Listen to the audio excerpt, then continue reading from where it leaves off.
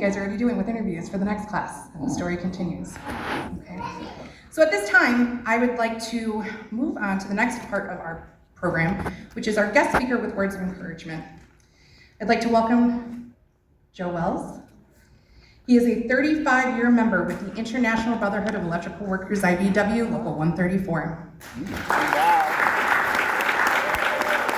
He currently serves as the Director of Diversity, Equity, and Inclusion, but Mr. Wells has enjoyed a multifaceted electrical career spanning the past 41 years, starting in the United States Navy in 1982. He's a native Chicago, and he currently is serving in his 14th year as a member of the Executive Committee for the Electrical Workers Minority Caucus, an IBEW membership-based labor activist organization. Mr. Wells also is happily married to his wife, Annette, and they share 3 wonderful children and 4 beautiful grandchildren. Mr. Wells, will you please come join me on stage? How do you really see the pastor? No, I wasn't paying attention. Good evening, everyone. Good evening. I want to thank you all for allowing me to speak to you this evening. It is a pleasure and a privilege, and I must say that I am extremely happy to be here, learning about this program and what it can do to change folks' lives and change communities. So I'm going to kind of talk to you this evening about I'm going to have a two-sided conversation, put it that way. And what that means is, I'm going to tell you a little bit about me, and then we're going to talk about becoming a skilled tradesperson and working in the building trade and how that changes lives, because it changed mine. And I was just telling my friend, Brother Williams over here, that if someone had told me 20 or 25 years ago that I would be where I am, I would have probably told them they needed to get examined mentally. But that being said, I'll give you the short version of my story, and then we'll get into the nuts and bolts of the building trades. So, as it says in the program, I am a 35-year member of IBEW Local 134, proudly, and never saw myself advancing to where I am today. And I'm proud to say that I've had a very fruitful career, changed my life, and I wouldn't trade anything or anybody that I met along the way for nothing in the world. So let's start back from where I come from. So I'm from South Side of Chicago, born and raised, and I grew up in a community named Auburn Gresham. And all right, we got some folks in the house. And grew up a couple of blocks away from a park called Foster Park. So that's where I'm from. Grew up in Foster Park. My family moved over there in 1966. And I was there until I left to go to college, and eventually wound up joining the United States Navy. So I attended Neil F. Simeon Vocational High School. Where, all right, and graduated class of 1981. But that's where my story begins, because many of you have probably had different endeavors and different situations occur in your life, and you don't know what's going to happen down the line. So for me, I was an athlete, student athlete at Simeon High School, played football for Coach Al Scott. And at the time, I was probably about 16, 17 years old. I was a junior in high school, and I was what you might call a standout ball player. Not bragging, but I was pretty decent. So much so that I was highly recruited from all over the country. You name a school, I had mail in my box, I got phone calls, I was highly touted, as they say. Well, my plan was to use football to get a free education. I wanted to obtain a scholarship and go to college. Well, it didn't quite work out like that, because a month before my senior year playing football, I broke my foot. Wow. And the funny thing about it, how it got into the Chicago Sun-Times and everywhere else, I do not know. But after it got out, all that mail, all those phone calls, dried up. Nothing. And instead of University of Miami and Notre Dame and University of Michigan and all these folks, I was getting letters from people called Benedictine College, Bishop College in Dallas, Texas. Folks I never heard of. Mankato State University. So, long story short, I was kind of heartbroken. But I had to persevere. Yeah. So I chose to be my own agent, right? And my family on my mother's side is from Mississippi. And my aunt, by the way, was an administrator at Alcorn State University. So I said, I'm going to Alcorn, and I'm going to walk on, right? And I get down there, don't work out. So I'm like, wow. Now I'm down here, got a semester under my belt, and I'm not playing ball. I'm like, this is messed up. What am I going to do? Well, fast forward, came back to Chicago, sat around for a couple of months wondering what was I going to do. So I had to get something going. I joined the United States Navy. No. Why did I go to the Navy? Well, my father was in the Navy. And I said if it was good enough for the old man, it was good enough for me. So that's what I did. Went to the Navy, but I made a mistake. Because when I went in undesignated. No school, no guarantees, no, I just went in, right? So funny thing about it is what I want to talk to you all about tonight, the graduates, and everybody else for that matter, is that you're here because somebody saw something in you that you didn't see in yourself. That's why I'm where I'm at. Because when I went in the Navy, a gentleman by the name of Darnell Simpson saw me. This brother came to me and said, hey, you're a sharp young brother. He said, I got 6 months to go. He was an electrician's mate on board the ship I was on, USS Duluth.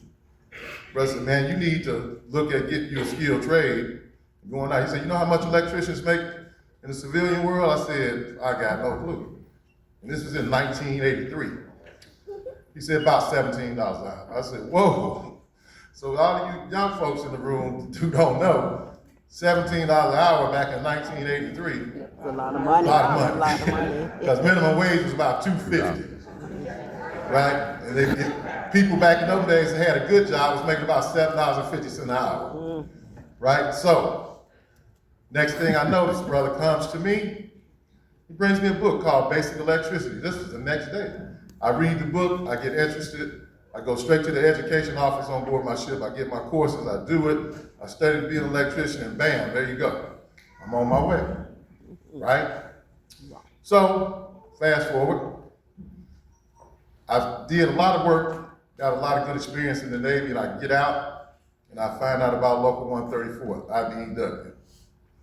I applied 3 times, and I get in after the third try. Third try is the charm, right? So, anyway, I just want to go to work, make a living, right? And I get in, and I wind up getting with one of the biggest contractors in the city of Chicago. I get a heck of an education in the electrical industry. And by the time I've got 7 years in, I'm a foreman. And how did I become a foreman? Well, I was working at a Walgreens store over in Oak Park, Illinois, and my boss comes to the job, and I'm working in the switchgear room by myself. And I'm putting in all the equipment, transformers, distribution panels, switchgear itself. I'm doing it by myself. But he walked in and he looked at my workmanship and said, hey, let's go to lunch. I said, okay, let's go to lunch. Takes me to lunch and said, you want to run work? And I'm like, what? Me? He said, yeah. I said, why not? So that led to a long line of different experiences and me becoming a foreman, a general foreman, and eventually leaving the construction side, going to the Chicago Park District, and being active in my local union politically. And there, I've served on several boards. If you look at the program, I think it's in there. And now, I'm a business representative for IBEW Local 134. Never knew I was gonna get here. That's what happened. So that's the short version. But let me say this. Becoming a skilled tradesman changed my life. And that's what I want to talk to you all about. When I mean change my life, it's about the quality of life. The quality of life. What does that mean? That means the lifestyle that you want to live. How do you want to live? Do you want to struggle? Or do you want to be able to take it easy? You know, do you want to pinch pennies? Or do you want to say, well, I got plenty of money in the bank, I can take a vacation, I can live in this neighborhood, I can do this and do that, and I'm fine. Which one you want, right? So how do we get there? The quality of life is like a bank account, right? So, what do I mean by that? That means you get out of life what you put into it. If you go to the bank and you don't make no deposits, guess what? Can't get no withdrawals. It's a wrap, right? So you gotta make some deposits. And what I'm telling you all is, you've already started the first step of investing in yourselves. Right. Invest in yourself so you can get a return on investment, right? They call it ROI, return on investment. When you invest in yourself, you can turn around down the line and reap the benefits of what you put into you. And I'm living proof right here before you of somebody that invested in themselves, listened to people who believed in me, who saw something in me, and I took advantage of the advice that I was given. I utilized it, I put it to work, and here I am. So I'm saying to you, continue to invest in yourselves, continue to believe in yourself, and one thing about it is this: anything in life worth having, there's a price to be paid. Yep. Commitment, sacrifice, and dedication. What do I mean by sacrifice? I'll give you a perfect example. Sacrifice is when you go on a job and you got to work overtime, and you got to decide, do I want to make this money, or do I want to go to my daughter's graduation? Right? Sacrifice is, I've been getting up at 4:30 in the morning for the last 35 years. And even though I'm in the office now, I still get up at 4:30 in the morning because it's in my DNA. Right? So I'm saying that's sacrifice. But for instance, and I'm gonna give you a bit of advice, and I ain't trying to be preachy, but I'm gonna tell you, all the time I've ever been in this trade, on this job I've worked on, I was at work 30 minutes early every day. Job started at 7, I'm there at 6:30. I get there at 6:35, I'm late. Y'all. I'm mad at myself. You know? Understand that. So I'm saying all of this to say, you have to be dedicated, committed, and willing to sacrifice for anything that's worth having. Anything that's worth having in life, there's gonna be some commitment, some dedication, and some sacrifice involved. So the other thing that I want to leave you with is this. That is, as you go forward, there's gonna be some valleys. There's gonna be some peaks. Don't get stuck in the valley and let it overwhelm you and stay, what they say, stuck in a rut. Fall down, get up. Brush it off, keep moving. But don't always feel like you gotta be Superman or Superwoman. You know, if you need some help, ask somebody. If you need a helping hand, go seek that helping hand. Always get information. Information is king. You know, I told a boss of mine one time, in order to build a building, I told him what I felt you needed to build a building. He said, what's that? I said, tools, manpower, and material. He said, you're missing the fourth thing. I said, what's that? He said, information. So he corrected me.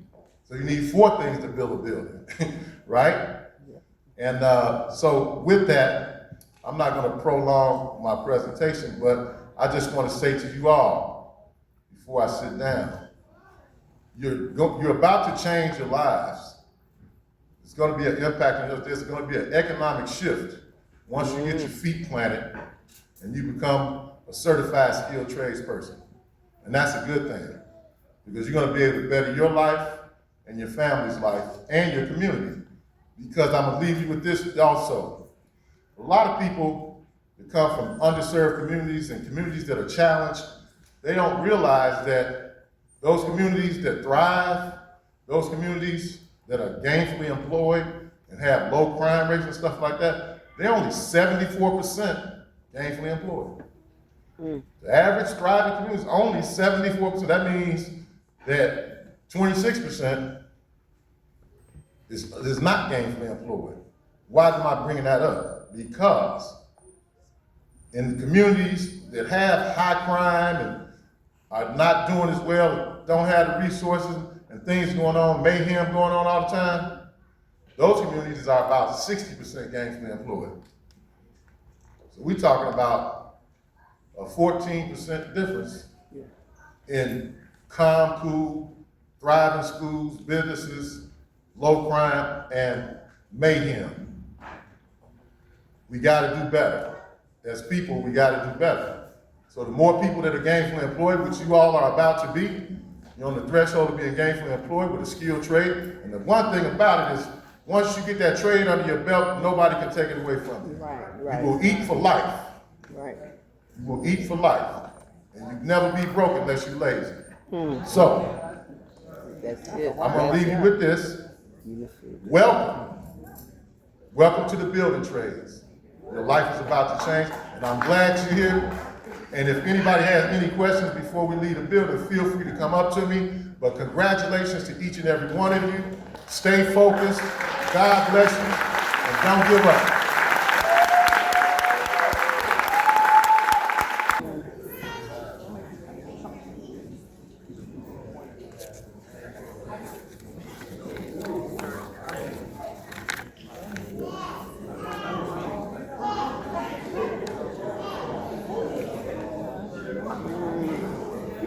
So this evening, our graduates will be receiving their certificate of completion from the Highway Construction Careers Training Program.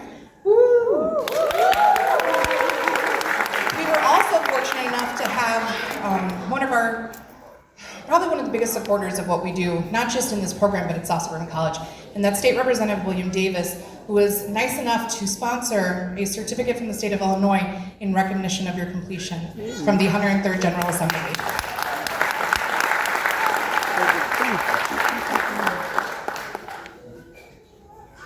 Parris Winfrey.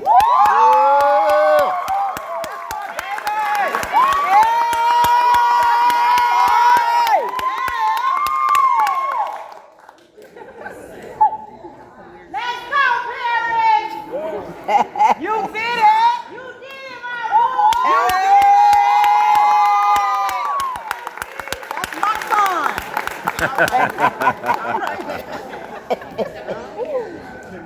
Get that picture. Navari Watkins.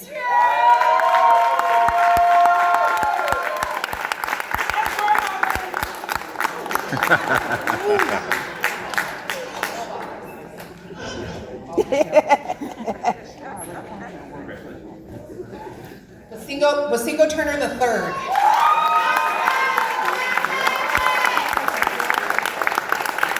Long hair don't care.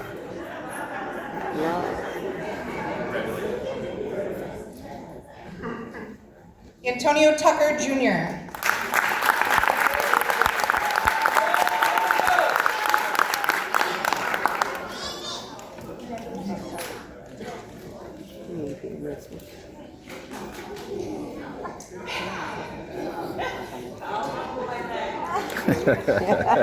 Keon Tompkins.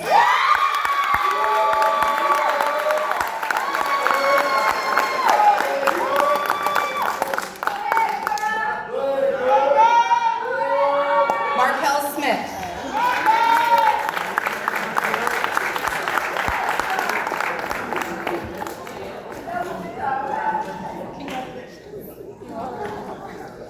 Kira Simmons.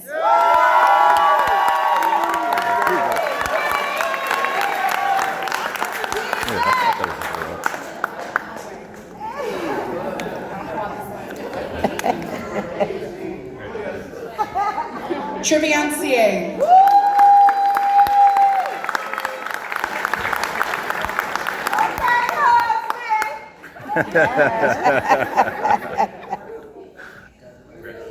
Shire Reed.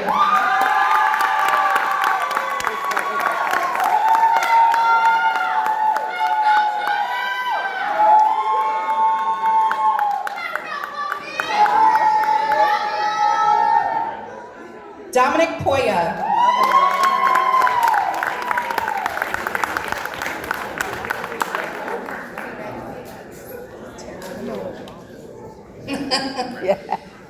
Joshua Monroe.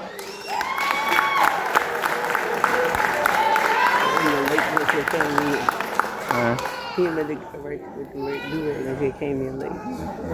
Yeah, I was 5 or 6.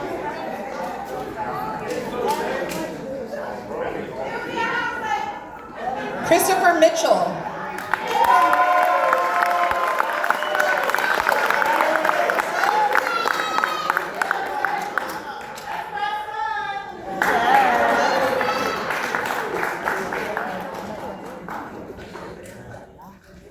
Devin McMillian.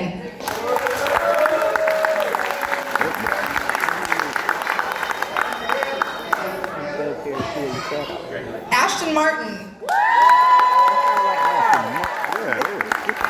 Ashton, Mike.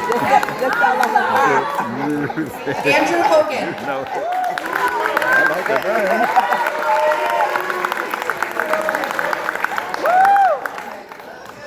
And he got a beard like Rick Ross.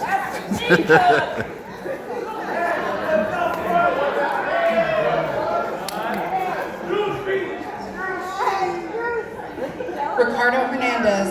Ricardo.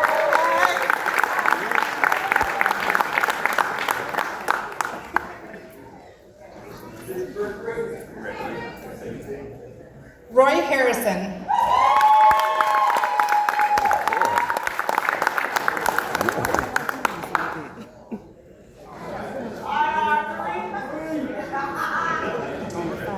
Shaquille Harris.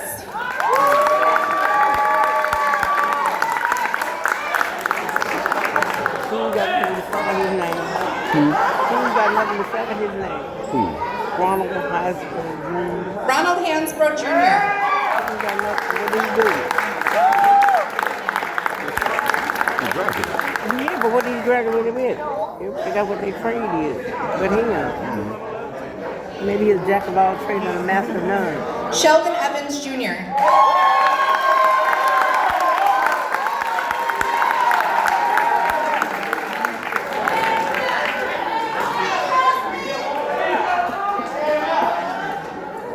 Man, he looked like he was mad. Brandon Emmons.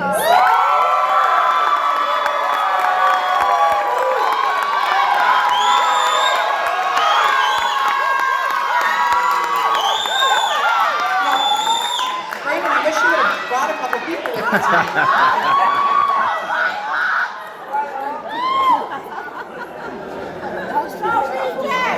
Jose Contreras Jr.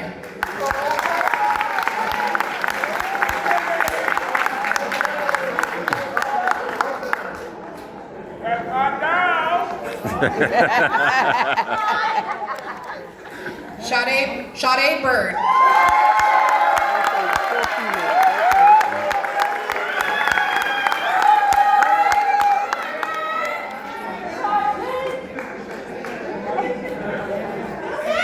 Eric Arceo.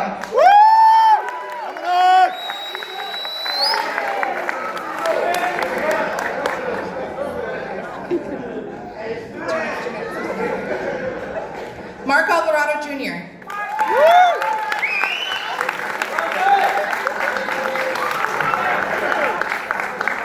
Operating engineer. Tamara Akis.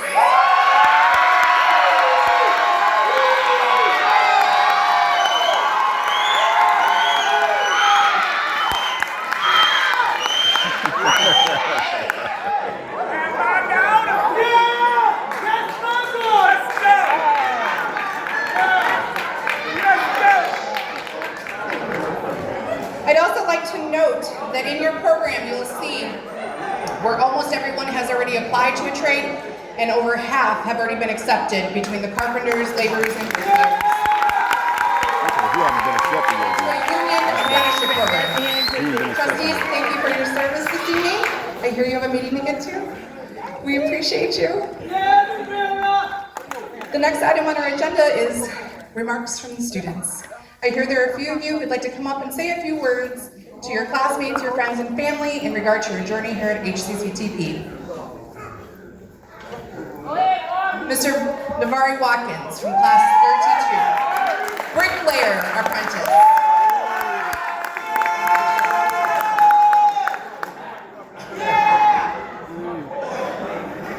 How y'all doing today? Mm-hmm. I ain't prepared for this speech, but I want to say thank you to the HCCTP program for giving me a chance. Miss Rebecca, Mr. Bohr, where Mr. Bohr at? Mr. Bohr, you know, I was her favorite student, y'all. Don't let her tell nobody different. But I want to say thank y'all. Thank my parents, thank my mama, my granny, my other grandma, my mama, my dad,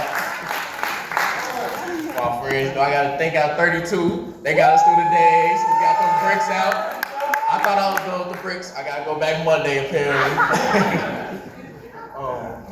Yeah, that's really it though. I want to say thank y'all, and I appreciate the ACCT program for giving me that chance. Yeah.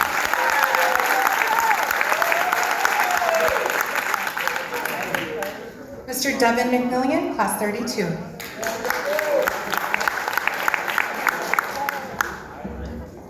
got him a speech. Good evening to everybody.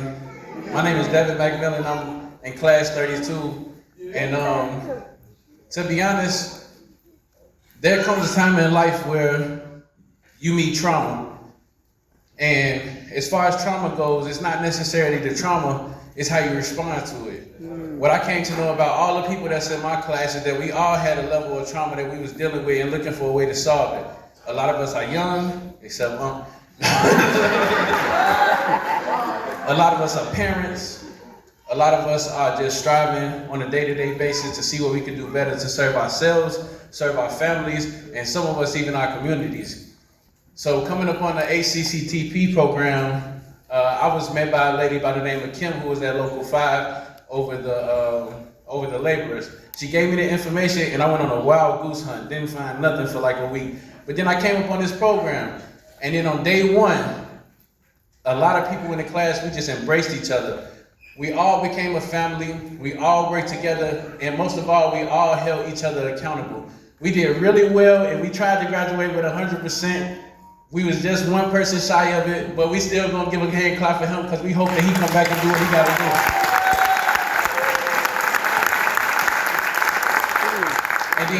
And even furthermore, I just feel like that the people who are over this program, even as far as Rebecca, Mr. Bora, Mr. Wade, Mr. Brown, and all of the people that we didn't get to meet until today, class 32 and class 31, we owe them a standing ovation.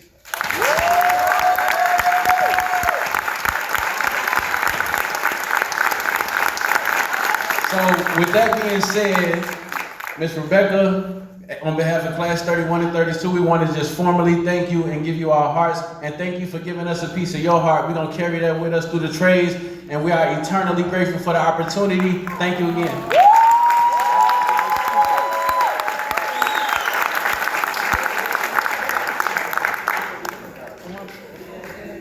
Class 31. All right. Come on. Ms. Shira Reed.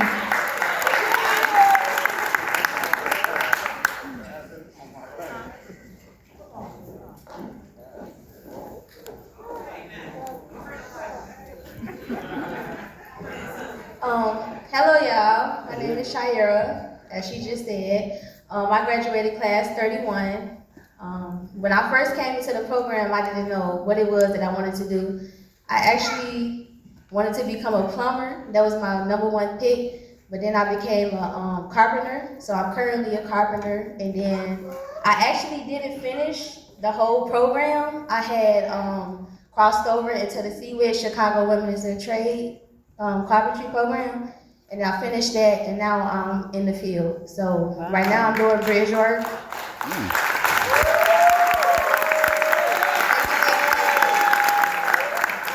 Yeah, so right now I'm doing bridge work for a company, but I think Miss Rebecca and the whole HCCPT program. It's a lot of letters, y'all. But I thank y'all and I thank the trustees and everybody involved. Y'all definitely helped us do a lot. And y'all definitely gave us everything that we needed to be successful, even the tools that we needed. I definitely use those on a day-to-day basis. So thank y'all for everything and I appreciate it. It's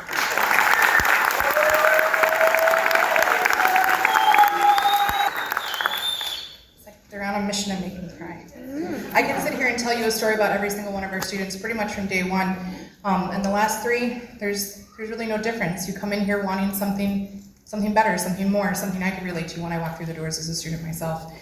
You start work on Monday. Devin has been working at a gas station across the street from the college for I don't know how long, and it took until somebody said something to him about us for him to walk through our doors, and I'm so grateful that you did. And Ms. Shire, Ms. Reed, thank you to wonderful partnerships that we have with other community-based organizations who are able to make things like that happen. You started working before we even graduated, which is what the program's all about. And everybody else in between. So at this time, I'd like to welcome for closing remarks the Illinois Department of Transportation, Deputy Secretary Glavin, and Director Phillips.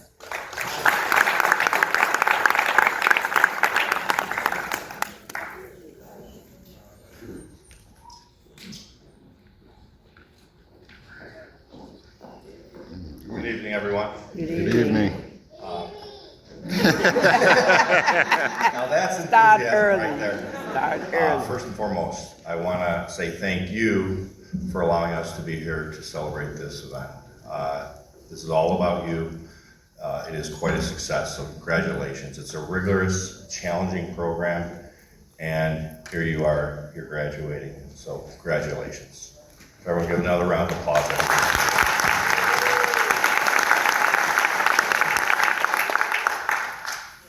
But what I want to also say is, and I'm going to piggyback a little bit off of Mr. Wells' great speech earlier.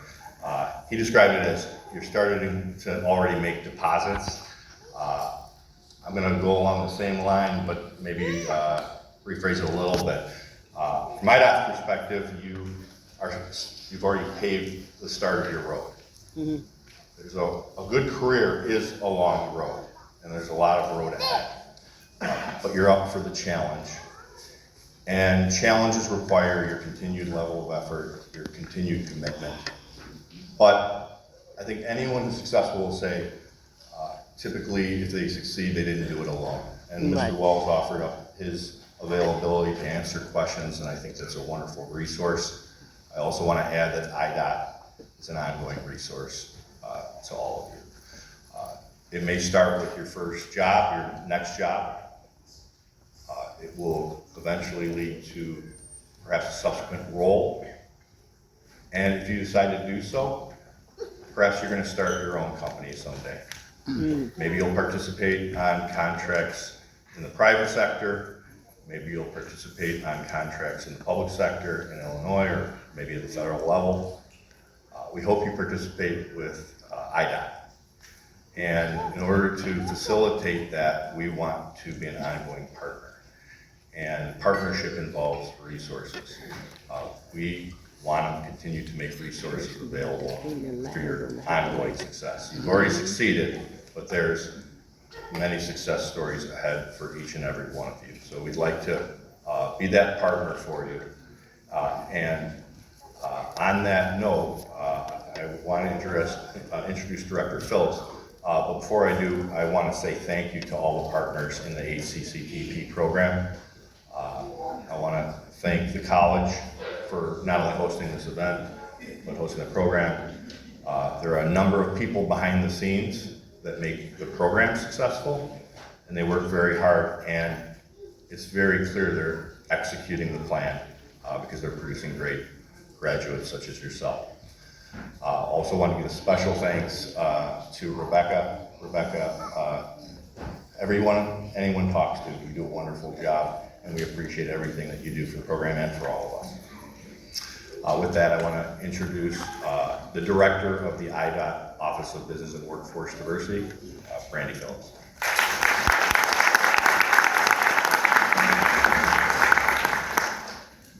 Hello, how are you guys doing today?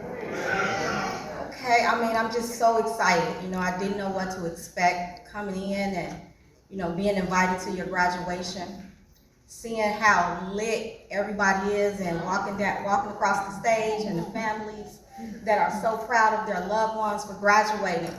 This is the first step along your next journey. So you should be very proud of yourselves. From this point on, it won't be easy, but it will be worth it. This is a very diverse group of folks. I'm just really excited to see so many women, excited about their careers.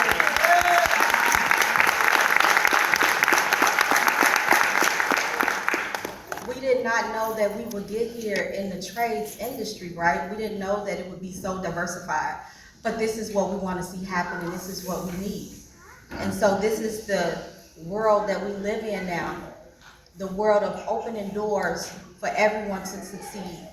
And so in doing so, I want to see all of you at some point. I want to hear your stories. I want to continue to hear how great you're doing 6 months from now, what projects you're working on, what are your interests, where did this point right here take you to?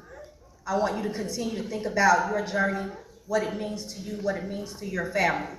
Reflect back on this day, because this is a very important moment, okay? So don't forget that. Thank you guys for allowing us to come and see you guys graduate. We really appreciate it. We're very excited. We're happy to see that this program does work at South Suburban. This is a premier program here. So we're really happy with it. Thank you, Rebecca, again. This is great, this is wonderful. I'm so glad I had the opportunity to come and see this. Again, thank you all.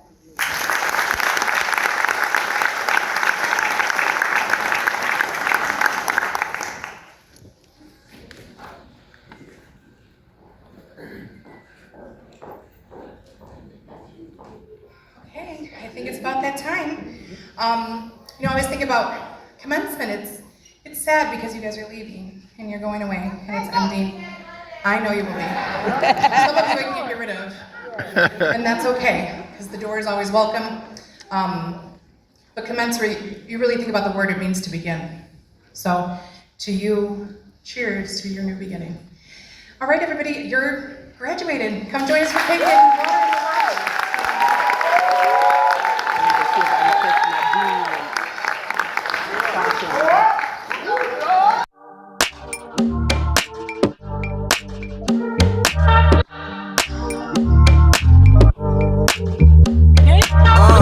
It's 11 p.m. in the city, merchant on my granddad that you can't fuck with me, dog.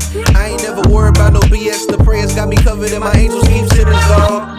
That's short for semi-auto, full clips emptying out in full throttle. Better try your luck, big energy at the lotto, gotta check the tone. Nah, baby, it's too mono, play this in the whip, gotta put it on repeat. Disagree, I don't even really care, really. Deli with a sword and hand to hand straight, meaty. Got this motherfucker jumping, I'ma have to call Fifi, nigga. Yeah, that's short for E-Funny. The biggest wave, she coming through like tsunamis. Rewind me, so shout out to the Belizean mommy. She been lining the hoes up like a pole with 2 Tommies. Guns, drums, collecting your funds. Then we flip that till it end up weighing 2 tons. So we climbing mountain tops into the mountain drops. A